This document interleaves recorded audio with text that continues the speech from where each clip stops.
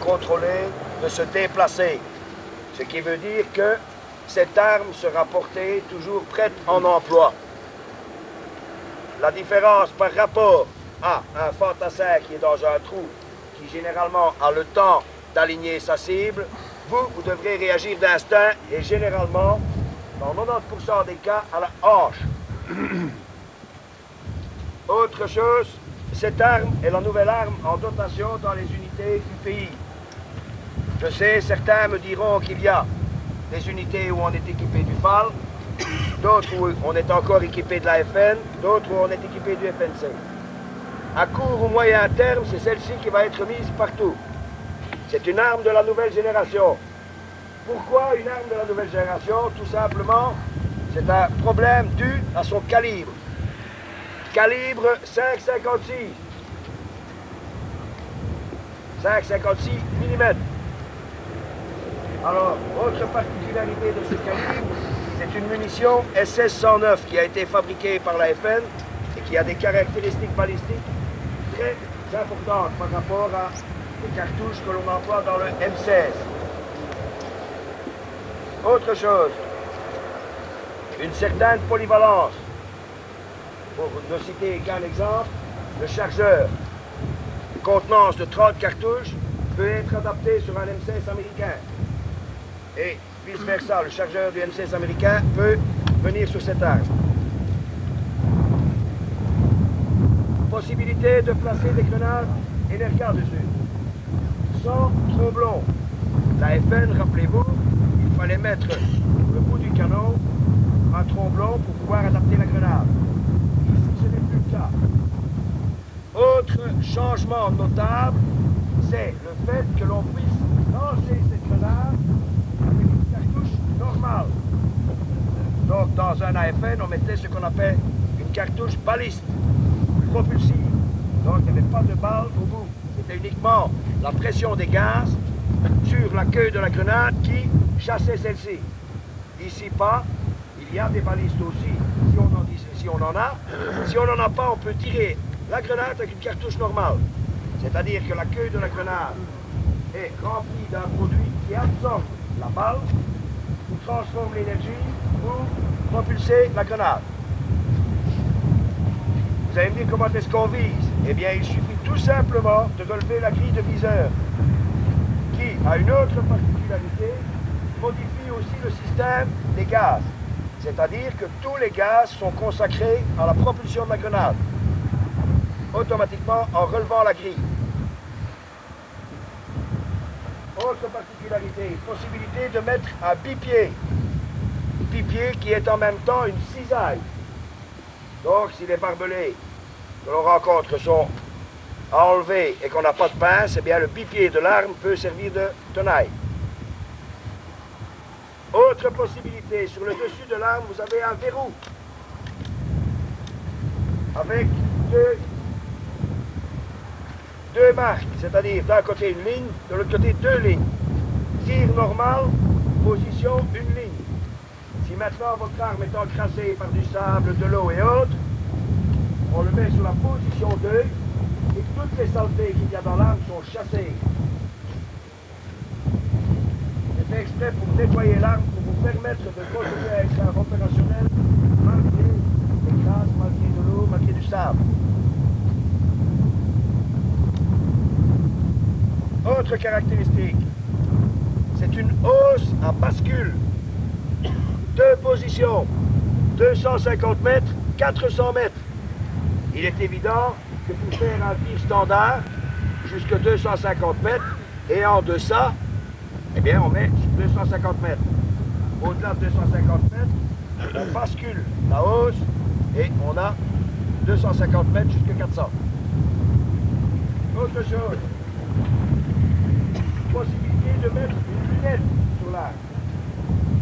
Donc, n'importe quelle arme peut recevoir, n'importe quel FSC peut recevoir la lunette. Sélecteur de tir, et c'est là que nous arrivons à un point très important. 3 positions. Sécurité, tir d'une cartouche, c'est-à-dire en coup par coup. Tir sélectif de 3 cartouches.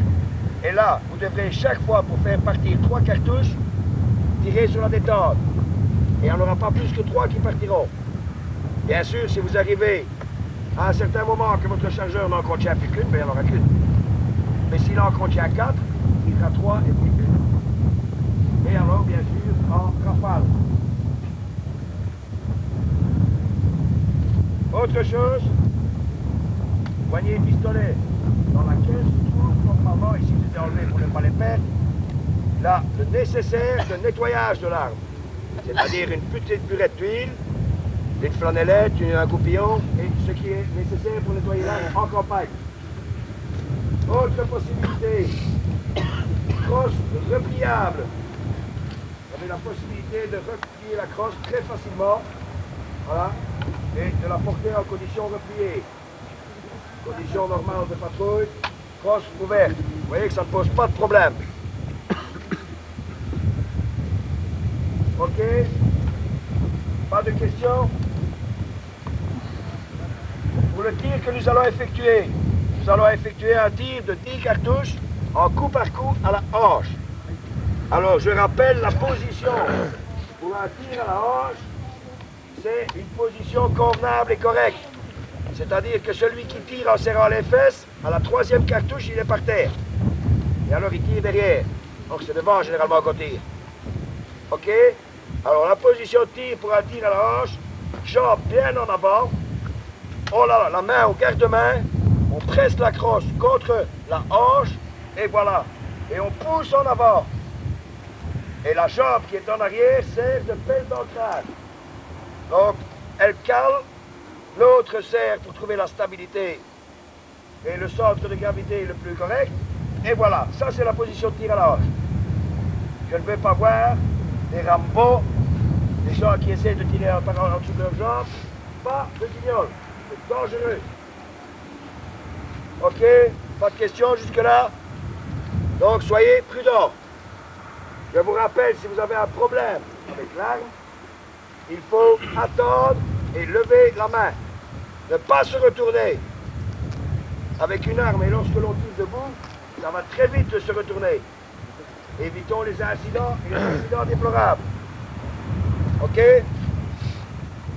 Alors, lorsque je vous commanderai, vous serez en position d'attente, c'est-à-dire position arme. Vous voyez que mon petit doigt, là, celui qui caresse, il n'est pas sur la détente. On ne touche pas ce qu'il ne faut pas avant le moment. OK? Le chargeur dans l'autre main. Je vous commande de charger. Introduire le chargeur. Vérifier qu'il est bien engagé. Incliner l'arme. Armer pour avoir une cartouche dans la chambre et déclarer arme prête. OK? Quand je commande position de tir, hop, on est parti. Ben voilà la position de tir. Éventuellement, on pousse la poitrine vers l'avant. Quand je commande tirer, on met le sélecteur dans la position adéquate, on ouvre le feu. Quand c'est terminé, qu'il n'y a plus rien qui part, 2 fois les pièces mobiles, il n'y a plus rien, on a contrôlé dans la chambre, ok, sécurité, on revient en position arme. Quand je commande décharger, on enlève le chargeur, on contrôle s'il est vide, on incline la mire là, on retire une dernière fois les pièces mobiles pour contrôler s'il n'y a plus rien dans la chambre, on ramène les pièces, on enlève la sécurité, on percute, on remet la sécurité et on déclare arme vide. OK? Pas de questions?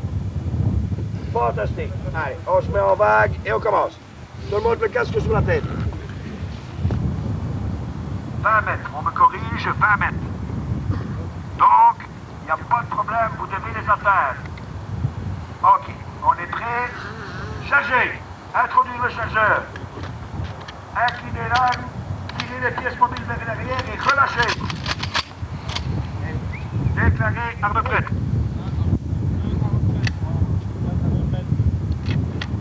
Ok, attention tout le monde, on commence le tir. Prenez la position de tir pour un tir à la hanche. Sélecteur de tir sur 1, c'est-à-dire coup par coup. Essayez de prendre une position correcte. Dès que prêt, ouvrez le feu.